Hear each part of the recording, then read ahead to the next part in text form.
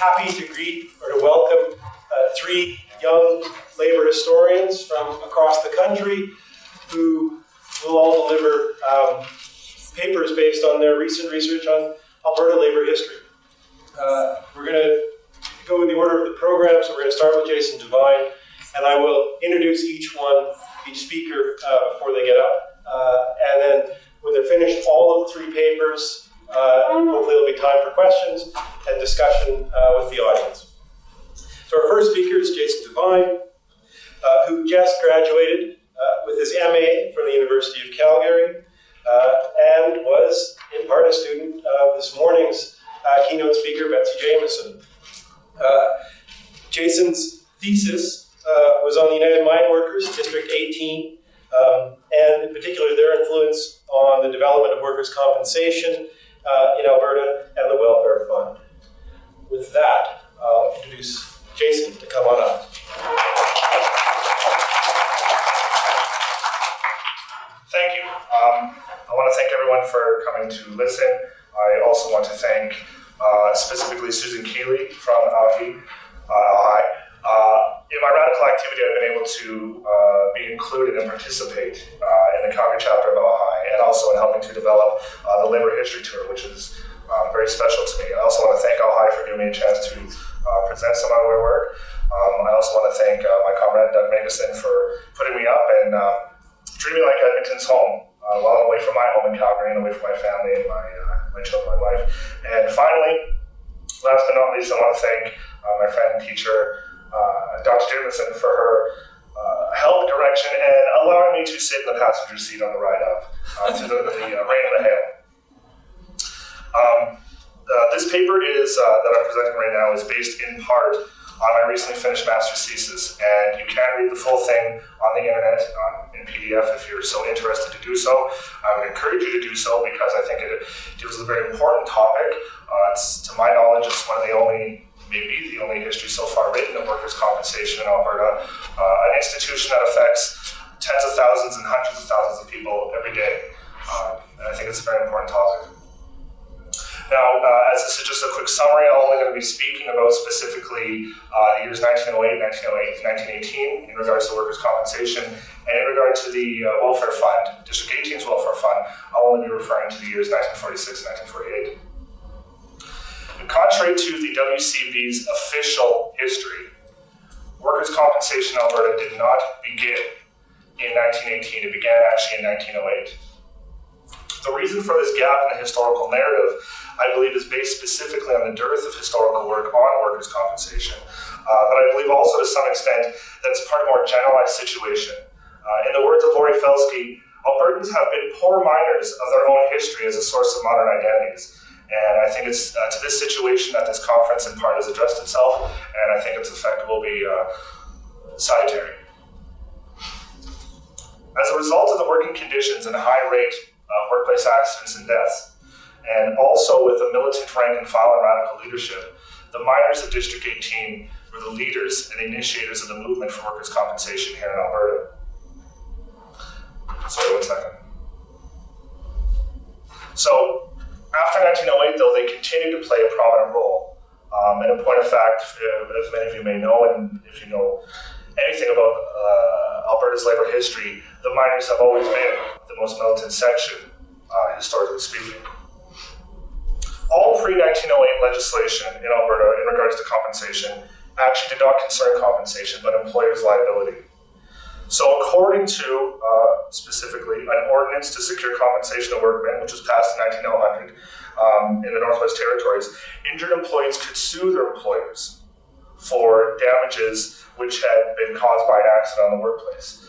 But of course, in suing their employer, they ran the risk of, are they going to win the case? Did they have enough money to take their employer to court in the first place? And furthermore, to prove that point, they had to prove the employer's negligence.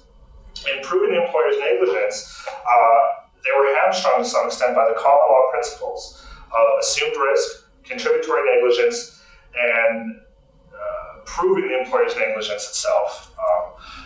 The 1900 legislation itself removed employer's negligence, but the other common law principles remain, so it's still exceedingly difficult.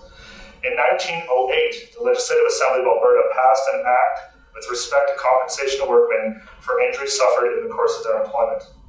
This legislation actually was pretty much a copy of the English Workmen's Compensation Act of 1897. Like that act, workers had two options: guaranteed compensation for any personal injury by accident arising out of and in the course of employment, or they could go to court and attempt to prove their employer's negligence. So it really was a transitional piece of legislation. And it was only the railroad workers who continued to take their employer to court. They tend to win all the time, or fairly regularly. But this is a real material advance for those workers who may not have had the background, who had the support or the network to take their employer to court. In taking the path of civil litigation, as I just mentioned, though, it was a gamble. It could be a gamble, right?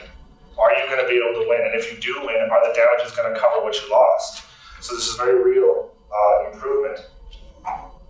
Now, I'm just going to give you a little bit of the specifics on what that act actually meant to some extent.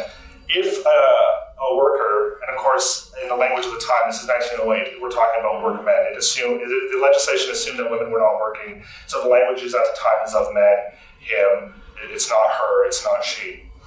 It assumed that if a workman had died on the job and they left dependents, they would receive a sum equal to the earnings during the previous 3 years, or $1,000. So whichever was higher, that's what they would receive. If they had no dependents whatsoever, they'd be given around $200 to pay for medical situations and burial. Now, the positive material gain here for the working class of Alberta, I believe, was blunted by pro-capital provisions included in the Act. So, for example, when serving notice of the injury, a workman on the discretion of the employer had to submit to an examination by a duly qualified medical practitioner provided for and paid by the employer. If they refused to submit to this, then the right to compensation or civil litigation would be held up. They wouldn't be able to do it. Now, while needing to have a medical examiner to prove you had been in fact injured is not, I don't think, inherently biased. I mean, if you've been injured, it'd be good to prove what the extent of it is so you can receive compensation. The fact of the matter that the medical examiner was paid for, was selected by and under the direction of the employer, certainly opened itself up to abuse. And this has been a common factor across North America in this early period of, company-hired doctors sending workers back to work before their injuries were healed. During the final debate on the 1908 Act, Frank Sherman, president of District 18, sat beside Liberal MLA W.C. Simmons in the Assembly. And while it was a Liberal government that had presented the Act, the Edmonton Bulletin noted that Mr. Sherman's presence here recalled the fact that it was he who 3 years ago was practically the first in Alberta to start the movement for the Compensation Act. Now, Frank Sherman was also a longtime member of the Socialist Party of Canada. He had run for the SPC in Calgary East, if I remember correctly, during the federal election of 1908. Interestingly, though, Sherman was kicked out of the SPC in 1909, in the words of Alan Seeger, for trafficking with liberalism. And it's my belief, after doing this research, that Sherman's leadership and his fight for this very important reform for the working class of Alberta is what fired his more impossibilist fellow members of the SPC, though I could be wrong there. The miners also took the lead for the fight to compensation through strikes, which in the early years of Alberta threatened the lifeblood of this province. Today when we think about oil, the role that oil plays today was really played by coal back in that time. And this is one of the reasons why I think they were able to put such pressure on their employers. A major strike in 1906 had brought about a fuel crisis in Alberta and had led directly to the intervention of the federal government through the person of course, then Deputy Minister of Labour, Mackenzie King, and had to some extent led to the introduction of the Industrial Disputes Investigation Act, the IDIA. Still, the miners of District 18 went on strike again in 1907, and in response to these strikes, Premier Rutherford appointed a royal commission to investigate the condition of coal mines in Alberta. As a result of this commission, the Miners' 8 Hours Act was passed in 1908. According to then Lieutenant Governor, regulation of the conditions of labor as regards compensation to workmen in case of accidents. I believe that by thus providing on an assured basis for the future, the relations between capital and labor in this province will be rendered more cordial from the outset. Thus, while the introduction of workmen's compensation in Alberta represented a real gain made by the efforts of the miners on District 18, it also represented a compromise in that the legislation had pro-employer provisions and further was explicitly conceived as a means of achieving peace between labour and capital. Though miners saw workers' compensation as a right and were continually at the forefront of improving the legislation in its administration, workers' compensation still represented a development of the capitalist state as one of its tools in regulating the labour-capital conflict. Thus, from the point of view of Alberta's workers, the positive effects of legislation were blunted by structural limitations. Before going further, it should be noted that the 1908 Act did not apply to workers employed in the agricultural sector of the economy, thus setting a standard in Alberta of excluding the agricultural proletariat from progressive state regulations, and to this day, agricultural workers are excluded from the provisions of workers' compensation. At the time, this was explicitly rationalized by the government as needed to protect the farmer, as agriculture was held to be the predominant and always predominant industry of this province. The next piece of legislation that came was actually 10 years later with the Workmen's Compensation Act of 1918. It was a result of a commission which was established on August 22nd, 1917, and charged with investigating workers' compensation and suggesting any possible amendments. In the course of the commission's work, 19 different cities and towns were visited, including Calgary, Edmonton, and Medicine Hat, but also expressing the crucial importance of the mining industry. Most time was actually spent in mining towns, such as Blairmore, Evansburg, and Mountain Park. Most acts following the 1918 legislation would be preceded by a special investigative commission, and besides the commission, employers and unions would make a habit of sending their own delegations. And I want to make a small note that the results of that commission are missing. All that's left is actually just a list, the index, the kind of preamble of what they were going to do, a list of where they held their meetings, but the actual results, the actual commission work where they talked and investigated is completely missing. And this is one of many commissions in regards to working class history which are missing in this province. And unless they're sitting in some sort of dusty box under someone's stairs, it's likely they don't exist anymore. So, as I mentioned, of course, besides the commission, they send delegations, and in the case of the 1918 legislation, the Edmonton branch of the Western Canadian Manufacturers Association had met with Premier Stewart in late March 1918, seeking information on the proposed act and to plead against any extra burdens on the struggling industries. District 18's delegation, for their part, requested that the rates of compensation be increased all across the line. For example, they wanted the flat rate of 10% changed to a percentage so that workers should receive 66 1/3% of their actual wages, their salaries. They also asked for old age provisions to be included, and significantly they argued that the length of employment qualifications for industrial disease were discriminatory. While the Premier was quick to assure the manufacturers that it was far from the intention of the government to add any additional burdens on the industries, the miners' demands were rejected. The Premier argued that the flat rate was more favorable than a percentage basis to workers with low wages, as they would get more than if they switched over to the percentage. In regards to the question of industrial diseases, the Premier argued that removing the length of employment qualification would lead to the province being flooded by miners from outside the province and from the United States of America. He further made the point and stressed that there were too many enemy aliens in the area who were taking jobs from Anglo miners and had hinted towards recent strike activity. This new legislation was significant for a number of reasons. First, it removed the option of taking an employer to court. After 1918, workers in Alberta could no longer take their employer to court, at least those included under the legislation. Those workers who were not, like agricultural workers, would still have to have recourse to court if they could afford to.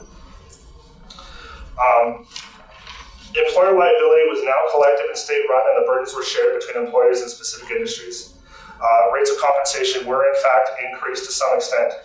Workers now received compensation from the day of the injury after 10 days had passed. In 1908, the legislation stated that the compensation would only begin 2 weeks after the injury. So a worker had to be off for 2 weeks before they had any chance of getting compensation.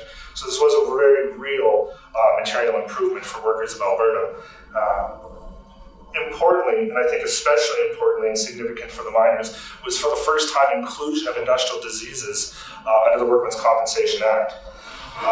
It included a list, and of the 7 suggested in the draft legislation, all were found in the new act, including minors, and I hope I'm pronouncing this correctly, phthisis.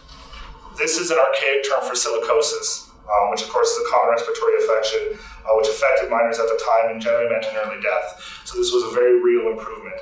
And as I said before, I have not been able to find the results of that investigation, so whether or not the inclusion of minors' phthisis was a result of the lobbying of minors, I can't say, but I think it could be safe to assume that may be so in fact. Finally, and I think especially significant when we're looking at the question of the development of the capitalist state here in Alberta, is the 1918 Act created the Workers' Compensation Board as the official arbiter of all compensation cases. As a new government institution with its own powers, the formation of the WCB represented a stage in the development of the liberal capitalist state in Alberta, and hence it was a phase in industrial legality. Crucially, for the working class, the board had the power to appoint a medical examiner, and thus the compensation process was made more independent of employers. From now on, it would be up to the WCB to set its own investigative process in motion. It was no longer the employer who would hire the medical examiner, and this certainly was an improvement for workers. However, the WCB was also as the arbiter, was the sole interpreter of the legislation. Thus, whoever sat on the board and how that was decided would affect whether the independence of the state from labor and capital in the shape of workers' compensation was truly substantive or merely formal. The board was to consist of not more than 3 members who were to be appointed by the Lieutenant Governor and Council, with 1 serving as chairman and 2 other side chairs. Salaries were also paid by the government. And according to Alvin Finkel, while there was no specific guidelines on who was to sit on the board, between 1921 and 1935, the United Farmers of Alberta government had made it a practice to name a labor representative to the board. Of course, they were not legally obligated to, and that practice died with their government and was only resurrected in the last years of William Aberhardt's government. So while Alberta workers would certainly welcome having a voice on the WCB, the fact remains that the addition of such a voice was not obligatory. And more importantly, any labor representative selected was chosen and paid by the government, meaning their independence would be limited. Even if such a labor representative was not co-opted, having 1 pro-labor member on a board with two pro-employer representatives, I mean, that's, labor, capital, government share. Stop sign. Oh. Well, let me just wrap up really quickly. Please, yeah. Excellent. So, the welfare fund was created because of these structural limitations, and in 1946, they had contacted their employers and said, look, we want this welfare fund because they have it in the States, we need to have it too. So it was seen as an adjunct. Workers' compensation was seen as a right. It was not something that we wanted to give up. It was something they had fought for, and that is why they went to the fund. So I just want to say this in final completion. District 18's welfare fund continued until March 89, and the unit itself no longer exists. As Alberta's coal industry went to decline in the post-war period, only to revive in the late 60s, the absolute number of miners had declined, union membership fell off, and the union ended up being reorganized.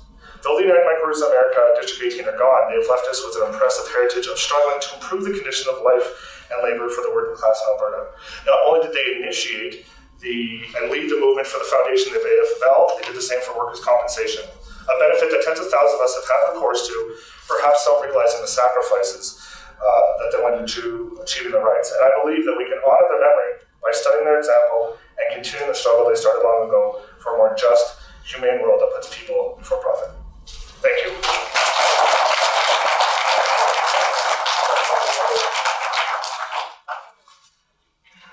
Our second speaker this afternoon is Peter Graham, who is a doctoral candidate at Queen's University, working on generally on 20th century social movements, and in particular on the New Left. The paper he's presenting, though, is from his master's thesis, which is more clearly focused on socialism in Alberta, a topic short enough for a master's thesis. Yeah, Jason Porter, Frank Sherman was expelled not once but twice from the Socialist Party of Canada. Back in 1908, socialists in Alberta, they were a little bit torn. They saw capitalism was leading to more and more education. Places like the University of Alberta, they thought there would be more in the future, but they were still torn. There was some debate whether after the revolution, the University of Alberta would be turned into a dance hall or it would continue its educational function. So yes, as I said in the introduction, I'm going to talk about Charlie O'Brien, centering more on his intersection with Alberta socialism. If I get time, I'll discuss a theory of O'Brien's on the relationship between parties and social movements that was to influence both the Socialist Party of Canada and two other parties in the United States. O'Brien was born in 1871 in a poor district of northeastern Ontario that contained French-Canadian, German, Irish, Polish, and Russian settlements, a demographic that would mirror many of Alberta's mining communities. And if you just hold for a moment, I just want to write down my time so I can sort of keep track. I forgot to bring that up with me.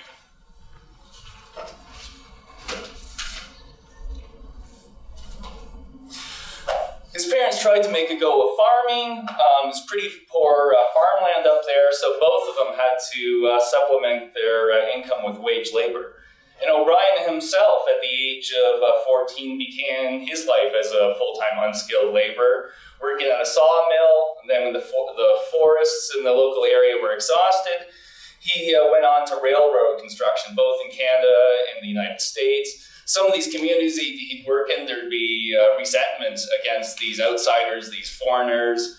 A couple even called them East Canadian Chinamen. It was when he headed west, though, that he started working in coal mines, and he gained trade union and then socialist consciousness. He had rich and varied experiences as he evolved into a union and then a socialist organizer, usually organizing loggers and miners, but he also formed composite locals that included bartenders and domestic servants. By 1905, O'Brien was only organizing for socialism. I'm not going to get into this here, but he went through different trajectories in sort of what was socialism, how to achieve socialism. Same with unions, what kind of union, what kind of syndicalism, and the like. But he became rather disillusioned for a while with unions and was just focusing on socialism. For many in the Socialist Party of Canada, including O'Brien, giving workers confidence in their own ability to understand Marxism was central. Once a majority of workers had been educated in Marxist political economy, capitalism would be overturned, and the Socialist Party would be dissolved because there'd be no purpose for it. An Edmonton member said that he had been members of socialist parties in America and in Austria, but it was only when he joined the Socialist Party of Alberta that the idea was impressed on him that all members must be as equally well posted in economics as party leaders. During a 1907 tour of Alberta, O'Brien helped convert a good many Albertans to the socialist cause, but the key ingredients to getting locals off the ground was often the participation of independent socialists of different backgrounds, some who thought they were the only socialists in the area. In an unpublished autobiographical manuscript, O'Brien singles out 22 different names of people who were especially important in propagating socialism in Alberta before the Socialist Party came to be. One of the locals O'Brien organized that year was a miner-based one in Coleman. And the strength of the Socialist Party of Alberta was the area Jason was just describing, kind of the Crow's Nest Pass, District 18. Miners were somewhat precarious because of the seasonal nature of their work, and were especially susceptible to the rapid boom and bust cycles the economy was experiencing at this time. During this decade, Alberta's population increased 4 times, and its coal production went up tenfold. Alberta's socialists and unionists set out to provide social services through their own institutions in these new and growing mining towns, controlling hospitals, halls, unemployment benefits, cooperatives, and libraries. O'Brien saw advantages in these institutions, along with the numerous picnics, dances, and lectures, cementing bonds both at and away from work, creating a socialist culture. It was in places that such cultures were created, be it in the Crow's Nest Pass amongst mine workers, or in Rochester amongst clothing workers, that O'Brien experienced his greatest organizing successes. The party's breakthrough amongst the province's industrial working class occurred at the first convention of the Alberta section of the Trades and Labour Congress in late 1907. Socialist Party members, including the chairman of the Alberta executive of the TLC, introduced a resolution for the Alberta section to adopt the same platform the Socialist Party had. The motion was passed, and this resulted in a flurry of organizing activity in 1908. O'Brien himself split his time between Alberta and BC that year, but it was socialists living full-time in Alberta that would be decisive, striking locals in places like Bellevue, Bowden, Canmore, Cardiff, Frank, Hillcrest, Lille, Lethbridge, and so on, just during that year. Organizers would frequently found branches of both the United Mine Workers and the Socialist Party of Alberta at the same time. But I don't want to imply that other sectors of the population didn't help build socialism in Alberta. Existing unions and labor councils in larger centers like Calgary and Edmonton also lent socialist assistance, including materially in the form of tarps and stove for socialist meetings. The Alberta Party was also known for having attracted more farmers than any other provincial section of the Socialist Party of Canada, and it also had people from different class backgrounds.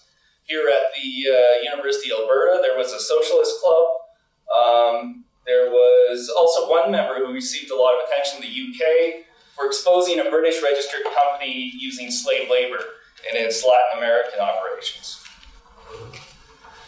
Just weeks before the March 22nd, 1909 provincial election, O'Brien appeared in the Rocky Mountain riding from BC and was quickly nominated as the candidate for the Socialist Party of Alberta. His election speeches centered entirely on the necessity of socialism and didn't include any reform demands. Although the Socialist Party of Alberta would laud O'Brien as the pathfinder of the movement, it was clear that this was the movement's victory rather than the fruits of a couple weeks on the campaign stump. O'Brien was also elected because the Alberta government, under the Liberals, had decided to create a mining-centric riding to allow the election of a Liberal Labour candidate. But O'Brien was able to beat that candidate 555 to 520.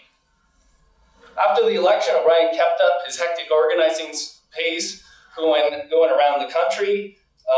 Next door in Saskatchewan, he teamed up with Andre Jackson, Riel's former secretary, doing some organizing. And here in Alberta and some other provinces, he teamed up with Big Bill Haywood, who was a member of the IWW and the Socialist Party of America.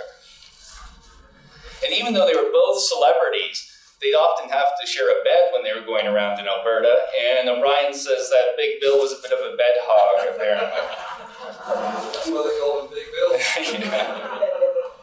When the legislature resumed sitting in 1910, it was immediately apparent there's something different about having an industrial worker sitting in the legislature. An Edmonton Journal reporter noted O'Brien's tendency to the language of the logging camps and the construction gangs. Other media criticized him for using slang like guys and his lack of proper decorum, like referring to the lieutenant governor as an old chap whose job would soon be gone. He told the legislature that the people are the best judges as to what they want to see and what is good for them, and was generally the lone voice opposing moral legislation, like the Board of Censorship and restrictions on pool halls. But O'Brien rarely took part in votes beyond items he would introduce, like workers' comp, amendments to public work projects for minimum standards, and the like. In proposing a bi-weekly pay bill, he expressed regret that it would not encompass housewives, as they received their wages only indirectly. He succeeded in passing a handful of legislation, including the motion against the deportation of a Russian revolutionary here, and the infamous amendment he attached to a motion of sorrow at the death of King Edward VII, extending condolences to the relatives of miners killed in a recent disaster in the UK. When condemning company and government inaction that led to a mine explosion at Bellevue in 1910 that killed at least 5 Socialist Party members, amongst others, of course, O'Brien intimately knew what he was talking about. The miners of District 18 had long urged basic safety reforms, and had stepped up their agitation for this just a couple months ago because there was a minor explosion at that same mine that at that time didn't kill anyone. To protestations that the disaster was natural, O'Brien countered that it was industrial murder. He had heard similar claims denying corporate and government responsibility when 128 of his fellow workers at Coal Creek in 1902 were killed. And he writes very poignantly about the 3 days and nights he and his co-workers had to go through digging out survivors and the dead, both men and boys, from this earlier explosion. For O'Brien, the chief benefit of being elected MLA was the greater interest someone expressed in hearing him talk, and the railway pass that came with the job, letting him go around the country. Much easier than in the past. He'd go coast to coast, hop in boxcars. If he get kicked out of the boxcar, he would sometimes grab onto the cowcatcher at the front of the locomotive. Extremely physically difficult to endure. He would usually have to take a couple days recuperating if he chose that strategy. And being a socialist MLA was not enough to avoid repeated run-ins with the authorities for talking socialism on the streets of Canada. The second time he was jailed since his election was for refusing a police order to move when he was giving a public address in Calgary. With his arrest, hundreds converged on the police station, shouting shame. When word got out that O'Brien was being beaten, a crowd of as many as 2,000 people congregated at the police station demanding his release, which is really a massive turnout for the population of Calgary at this time. O'Brien later wrote that he had been beaten unconscious and woke to the singing of revolutionary songs. The Liberal government threw up lots of roadblocks to O'Brien's 1913 re-election campaign, including riding redistribution and a poll tax that would only have been applied to Rocky Mountain riding. But it was an attempt by the Alberta Federation of Labour to run Labour candidates backed by the Liberal Party that loomed over the campaign. For in addition to a Conservative, there was an independent Labour candidate running against O'Brien, William Powell, a well-known former president of District 18, former Socialist Party member, who was also endorsed by the Liberal Party. In recent years, generally 1910, especially accelerating 1912, socialists in BC, Manitoba, and Ontario had left the Socialist Party of Canada for a party that embraced reforms in its election campaign. In Alberta, the tendency for dissidents was to instead reject socialism as premature or undesirable and embrace laborism. Virtually the entire executive of the AFL, from President Jones on down, had been members of the Socialist Party and now supported so-called independent Labour candidates. In an editorial in the Alberta Federationist, L.T. English, a formerly active Socialist Party member, claimed that almost all the pioneer members had left the party. Replacing these stalwart members were large elements of the tramp and hobo element, who twisted its economic doctrines into a learned excuse for personal bad habits, loathsome conduct, and penniless adventurism. The decent element of the party was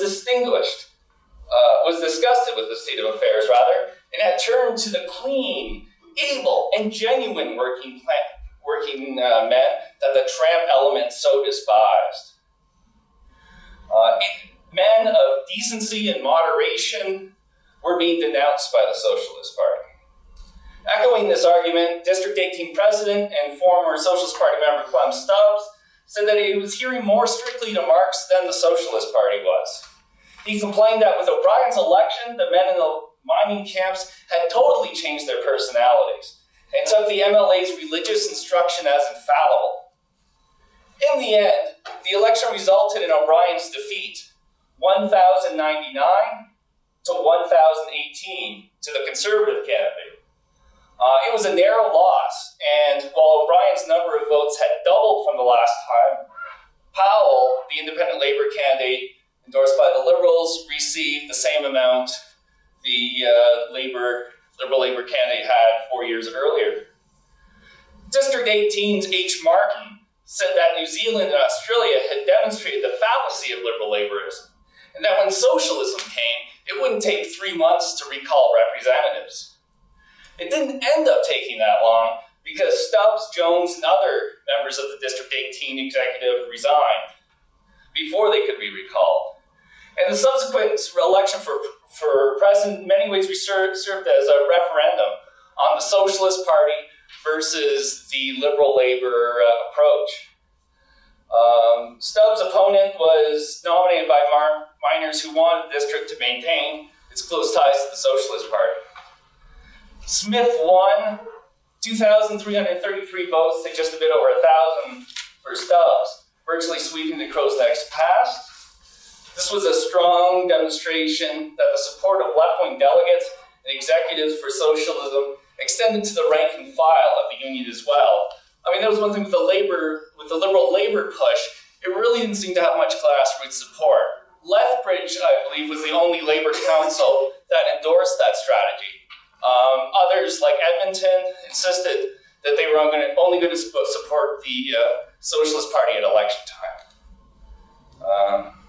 When Smith resigned the following year, the contest for the president of the district was between two socialists who had both strongly opposed independent labor.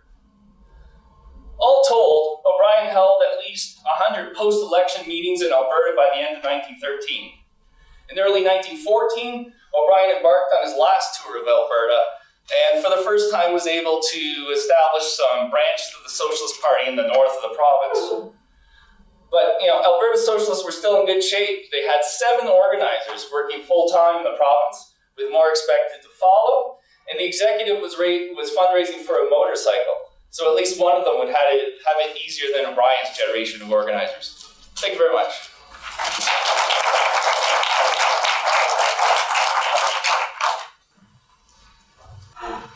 Thank you, Peter.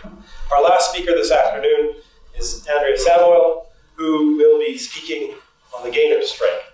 Before she begins, I have to find her PowerPoint presentation. Working on her thesis, which is on the gainers' strike, and so Jason opened the session. I had Betsy Jameson, who opened the conference, as one of his instructors. Andrea's supervisor is Brian Palmer, who will close the conference. So she closes this session, and Brian will close the conference. Nicely put. Andrea, please. Thanks, James. All right. As you can see, I'm talking about violence and consensus in the gainers' strike.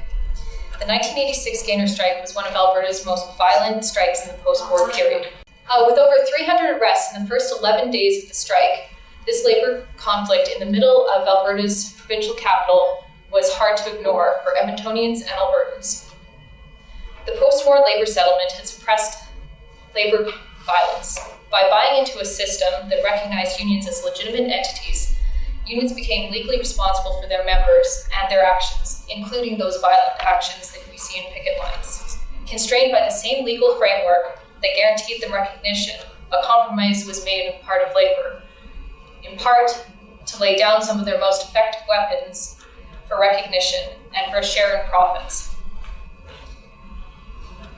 As law professor Harry Glasby has noted, we have myths about our society as a democracy and as a liberal state. And these myths hide the biases in the political, economic, and political systems, as well as the violence inherent in them. Although the judiciary derives its legitimacy through its claims to be neutral, most people understand that the law is not, in fact, neutral, that it favors the property classes. As our society has decided that the only legitimate expression of violence in public is by the police, Their enforcement of the laws maintains power relationships, including class relations. The Gaynor strike occurred during an economic downturn with high unemployment rates, and a major question became that of workers' rights. Did they have the right to strike? Did they have the right to picket? Did they have the right to their jobs? Since labor laws favored companies by allowing strike breakers, people to replace the existing workforce while on strike, what could be considered effective means of social change? Collective economic action, such as picket lines and boycotts, law-breaking, violence. This strike divided the community over questions of who should triumph in the industrial dispute. Labor and the union of UFCW 280P, or Peter Pocklington, though most people I don't think were thinking it should be Pocklington, and who had the right to use violence, and towards what ends, including not just questions about the strikers' use of violence, but also of the Edmonton police force. A lot of people were very concerned with the actions of the police and questioned whose interests were the police serving by allowing strike breakers in buses through the picket lines. Rather surprising, since this labor violence is not typical for the period leading up to it, is how many people did support the strikers. People understood that the violence on the picket line was not simply a matter of people being angry with the police or being angry with strike breakers, but was in fact a matter of protecting their jobs and their livelihoods and saving their union. As AFL President Dave Moreland made abundantly clear, Gaynors was not simply one industrial dispute, but a stand against rollbacks in the labor movement and a matter of class conflict. As the headlines read on June 1st, battle lines are set at Gaynors. Okay, for those of you who don't know, here's a map. The meatpacking plant, Gaynors, had, for those of you in the other session, this would be about Battle of 66. Yeah, Battle of 66th Street, the summer of 86. This will be some things that you already know, but 1,080 employers on 66th Street and Yellowhead Trail. You can see it's a big road. The plant was owned by Peter Pocklington, resident millionaire and owner of the Edmonton Oilers. Already unpopular, especially with some of the media, even though it wasn't until 2 years later that he traded Gretzky, in case you're wondering. 2 years prior to the strike, UFCW 280P had made concessions, including two-tier wages, which is a pretty serious thing. But with the understanding that once things got better, that negotiation would be reversed and they would regain benefits. In 86, that was not happening.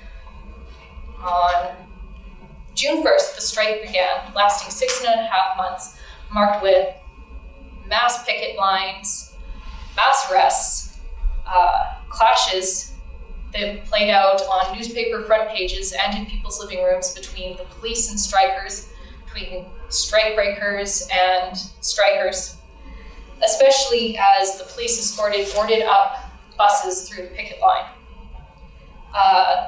There was also an injunction that ended up limiting the number of legal picketers to less than 5% of the union membership, a government inquiry into labor laws, efforts to bust the union, national boycott campaign, and national and province-wide attention on this conflict.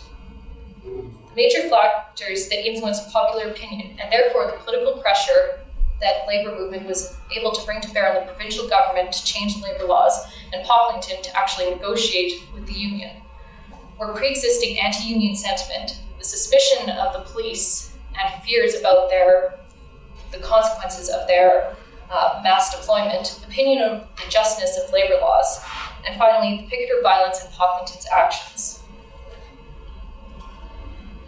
The strikers faced a difficulty. To create sufficient political pressure to change the labor laws required the labor movement to gain broader political support. As Michael James of Calgary commented in the Edmonton Journal, Premier Getty would need the Canadian Army, never mind the Edmonton police force, to enforce his bad laws if a sufficiently large number of peaceful, normally law-abiding citizens were to link arms and take a stroll down 66th Street to let Pocklington, Getty, and the courts know that they had enough of this. But without a strong picket line and a degree of violence necessary in order to stop the strikebreakers from entering the plant, the union would have no economic leverage to force Pocklington, and there would be little public attention or broader union support to prevent bullying tactics by the government and the police in Pocklington and to guarantee the settlement of the strike fairly. The violence of the picket line brought to the fore anti-union sentiment that already existed. In our societies, workers must work. Yet, when they ask for benefits, higher wages, they're considered greedy, especially as in the case of gainers in '86, when there are high unemployment rates. Union workers are blamed for the poor state of the economy and high unemployment, rather than being seen as subject to the same forces themselves. As a letter to the editor by R. Horn stated, quote, "All trade unions should be abolished for all time. Everywhere, from Poland to Canada, unions have been, and still are, ruining the economies of their countries and affecting world welfare." It's the unions that are doing it, that's sure. So the police were involved almost immediately. Yes. Police involvement was viewed with some unease, due in part to mounting overtime costs. In the first week of the strike alone, the City of Edmonton Police blew their entire overtime budget for the year. Also, there was the concern that the police were being used in a private dispute and interfering with citizens' rights. The historical purpose of the police is to control dangerous classes, including the poor and the working class. And the police are part of the capitalist state to discipline and criminalize the working class, including through breaking strikes. This new idea of the police as non-political is hard to sustain credibly, as they maintain the internal order of the state and ruling class. In Edmonton, close to 200 police officers were mobilized some days, and commonly about a third of the police force was loitering at the Santa Rosa Arena rather than doing other things in our city. The things that people most commonly expect police to be doing.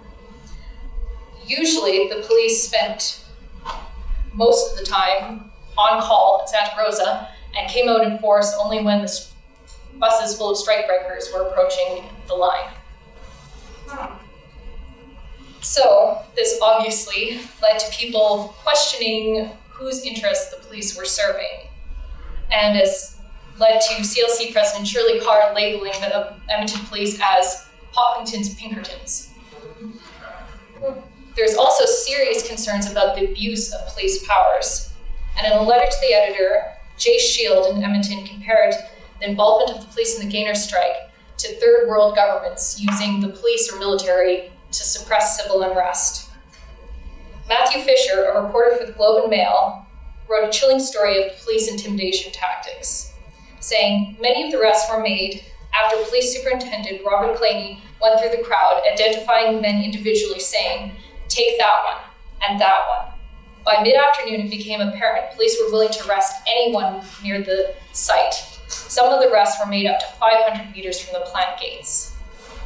These tactics were decried by AFL's president, Dave Worland, who spoke to both the wider context of the province-wide industrial disputes, that's Suncor, Ziegler's, Fletcher's, as well as to the class nature of the conflict. He said, "Since May 1st, we've seen the arrest of close to 700 normally peaceful and law-abiding Albertans whose only crime is attempting to defend their jobs.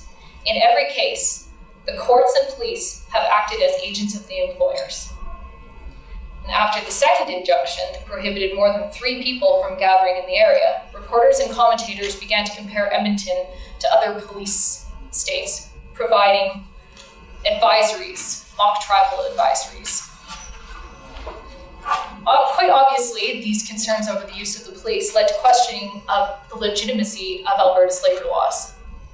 And one of the responses to that was that the injunction was challenged under the Charter for suppressing people's right to assemble and free speech by a coalition of labor groups, women's rights groups, farmers, and the Anglican and Catholic Church, which is quite an interesting assortment of people, I think.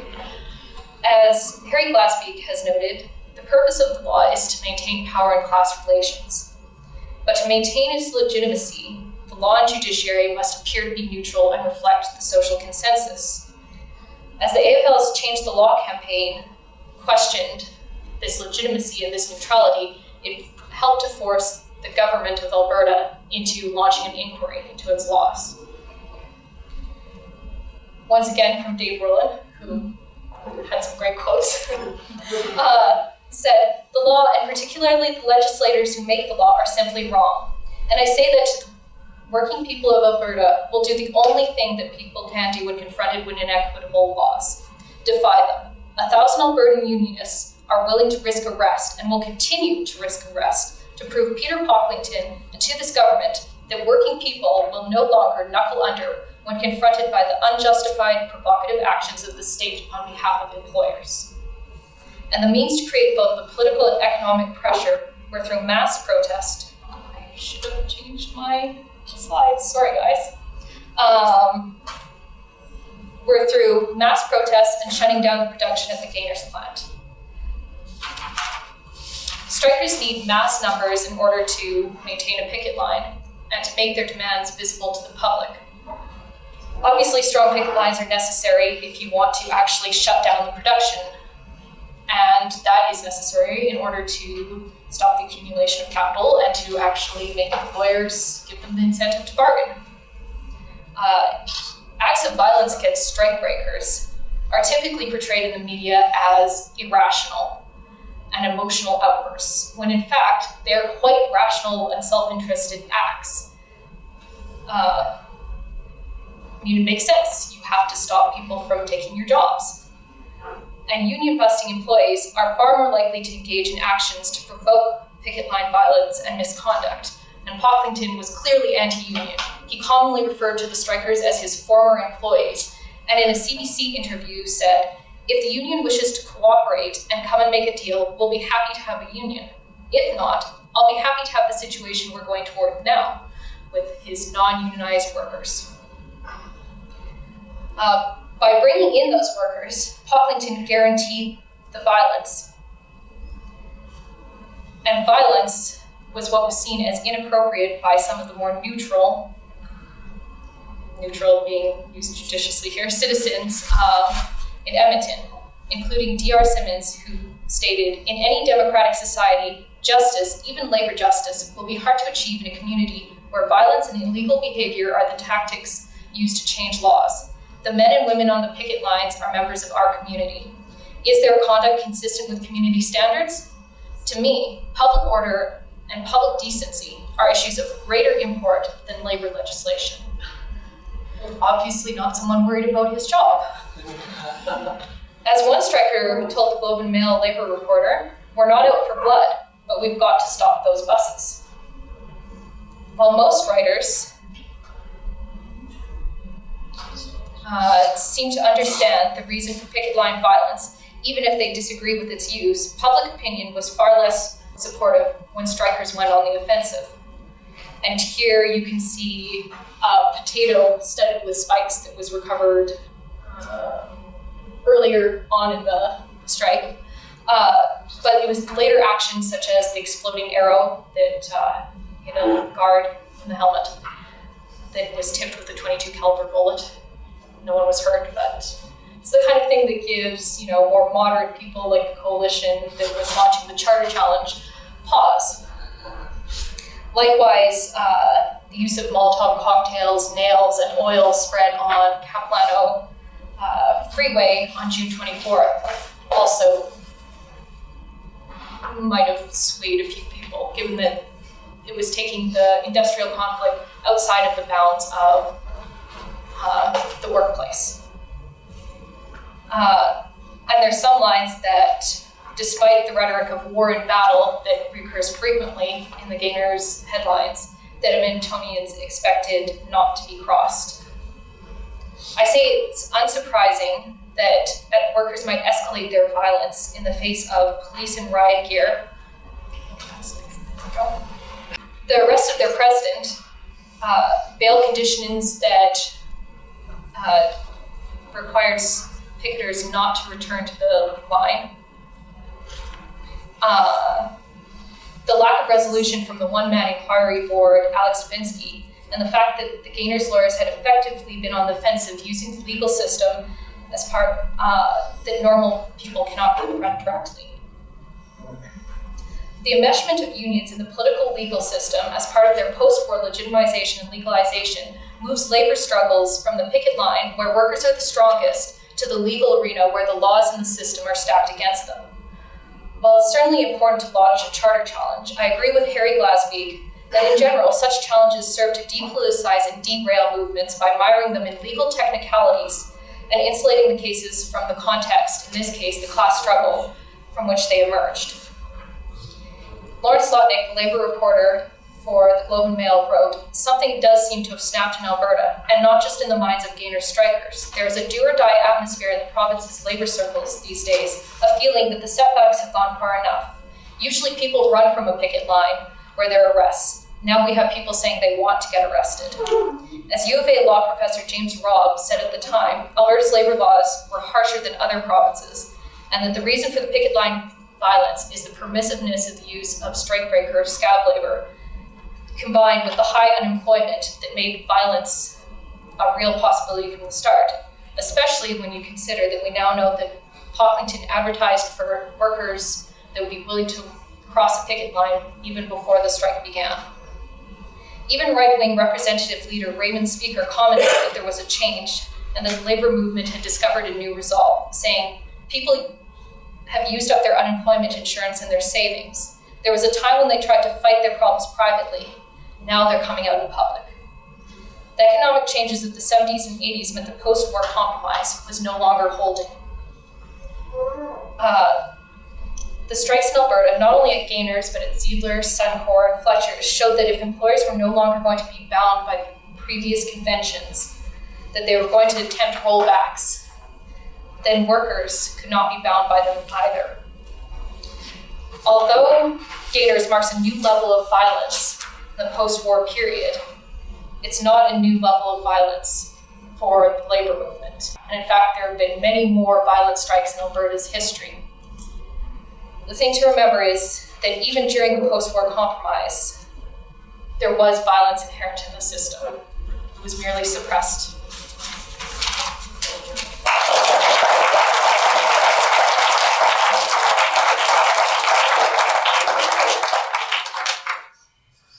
Well, I'd like to thank our three presenters. We have very few minutes left, but we have some time left for questions, if there are any, and I can put some chairs up and the three of you can come and sit up front and be properly interrogated by the violence inherent in the room. Maybe kind of tough for you to answer too, but after your history study, we always look at history as what we can do going forward, correct? But with your history study with the Alberta Workmen Compensation Board and the United Miners, what can we say? Has there been any change or difference today with Alberta, with the Alberta Workmen Compensation Board versus the general labor? For instance, some time ago, there was a man who held up in Edmonton here, the Alberta Workmen Compensation Board. So in other words, where can the union go from here, from what you have learned from the past? One of the examples I did want to bring out, and I'm sorry I went over my time and didn't get to detail it, was the fact that one of the earliest chairmen of the board, Dr. Victor Wright, under the legislation, the chairman of the board was not allowed to engage in any other activities. That was their job. And the chairman of the board at the time, Dr. Wright, had actually been involved in a scheme with a bunch of people in the Alberta government for refunding the debt. He'd made thousands, tens of thousands of dollars. The union movement had brought this forward repeatedly to the provincial government over a number of years, saying, look, he's breaking the law, remove him. And further to the point, as chairman of the board and the one carrying out these investigations and making the final decisions on these cases, had repeatedly sent workers, specifically miners and others, back into the mines where they'd come out partially disabled in the language of the time, and they were being sent back earlier and then coming out being permanently crippled and disabled. This is something which has happened from the beginning, and workers repeatedly complained about it. Now, in 1945, he finished his term. He was never removed. He was never charged for breaking the law or what he had done. The workers had gotten no redress. And in point of fact, the provincial legislature passed a resolution praising him. The point being is that any change in WCB is going to have grassroots action.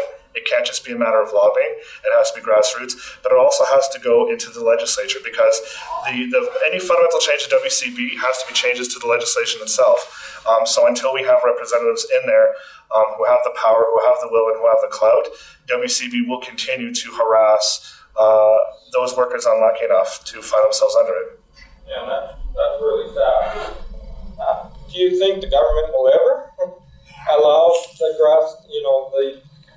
basically the labor or people, just plain general people, to ever get on board?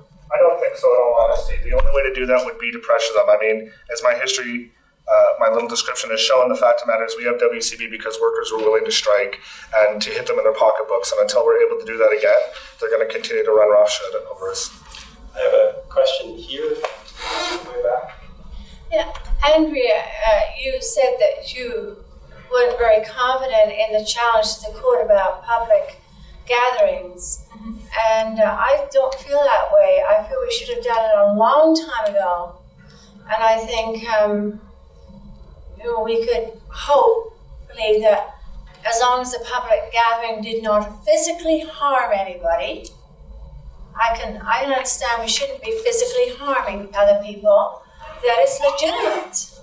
I was just down with the people at the Rivera Nursing Home the other day, supporting them, my raging granny, and they were harassing the strike breakers, the scab laborers, people going in.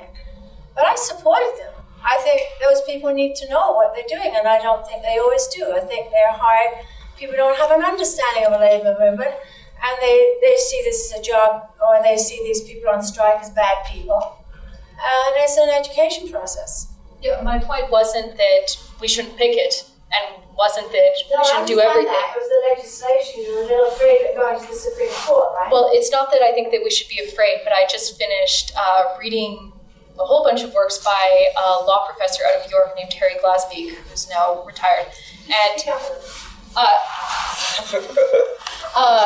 the works of Harry Glasbeek, and he discusses, especially, and he has an article co-written with Judy Fudge called The Politics of Right, and it discusses the challenges in trying to make improvements and win cases through the Supreme Court, and the fact that the courts are fundamentally conservative organizations. So that, to me, yes, you should fight those fights, but don't expect that those that you're going to win in court, that those are going to be what's going to do it. What's going to do it is people forcing the law to change in the legislature, people having enough mass and political activism to do it, not relying on the law. I agree. I mean, I do partially agree with you, and that has happened in the past. The Supreme Court has said one thing, and the people have said, no, we don't accept it.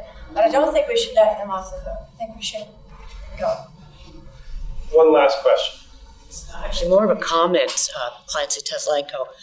We're supposed to learn from our history, and listening to what's been presented today and knowing a little bit of history myself, not a lot, what I'm seeing is the only way to change things in this province is through violence.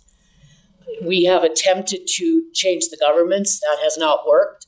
The only time there has been significant change, or when people have actually responded, is when those who are less fortunate were put in positions such as the Gaynor strike, such as the laundry workers in Calgary. And it's been those fights and the violence that has ensued in those picket lines with scab workers and everything else that has brought, for the most part, the public on side to see the injustices, whether it's through government or whether it's through the private sector. Is that the lesson we want to send? Is that the message? But the answer is probably no, but the reality is, when do you stop fighting for your rights and how far do you go? And that question will never be answered. I think just a quick response is that in any of these struggles, we have to realize that violence could be a concomitant part, but not to aim for it to try to be as peaceful as possible, as long as possible, but to stand for self-defense and to realize that if we want to change the law, we're talking about going beyond legality. If you're going to remain within the confines of legality, don't expect to win, don't expect to go anywhere because the terms have already been set. So we have to prepare to break the law, but if we can't contain and keep the moral ground, then we'll lose, I think. I mean, I remember standing on a picket line 7.5 months pregnant, and I think it was the United Steelworkers were out on strike, and I was back by a fence, obviously pregnant, and I mean, I have a scab come up behind me and start banging the fence into me. I have a truck in front of me coming towards me, and I'm standing there going, you know, why is this happening? And it wasn't me. It wasn't me initiating violence. It was the scab behind me and the truck driver trying to cross the picket line. They were at fault there. Good and dead. Alas, I see lots of people who want to get involved in the conversation, but I suggest we take the conversation out of the room into the foyer so we can have something to drink before all moist. But join me before you all leave in thanking once again our 3 historians.